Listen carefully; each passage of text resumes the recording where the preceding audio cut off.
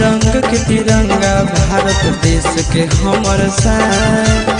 तीन रंग के तिरंगा भारत देश के हमर शान। हिंदुस्तान के खातिर जान अपन हम कर देबै कुर्बान। हिंदुस्तान के खातिर जान अपन हम कर देबै कुर्बान। भारत माई के चरण में नौछावर है पारान। भारत माई के चरण में नौछावर है पारान। हिंदुस्तान के खातिर जान अपन कर देबै कुर्बान। हिंदुस्तान के खातिर जान अपन हम कर देबै कुर्बान।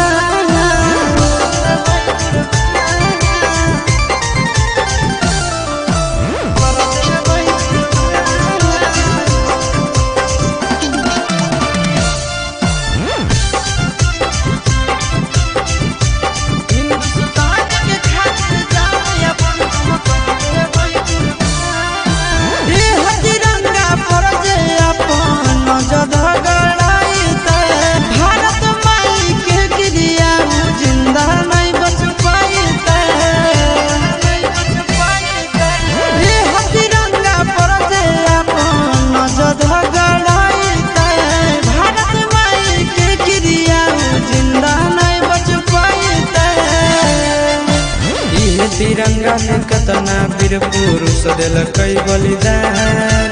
इहे तिरंगा में केतना वीर पुरुष दिलकै बलिदान। हिंदुस्तान के खातिर जान अपन हम कर देबै कुर्बान। हिंदुस्तान के खातिर जान अपन हम कर देबै कुर्बान।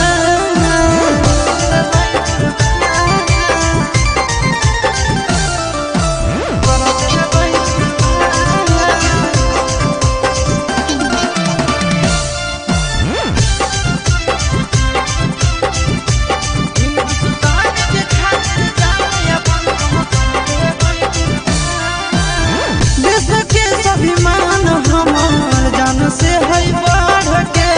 झंडा फहराइबै दुश्मन के छाती पर गाड़ के।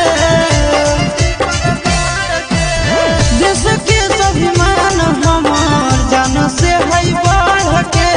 झंडा फहराइबै दुश्मन के छाती पर गाड़ के। इहे तिरंगा से आशीष चिंटू राजा के पहचान।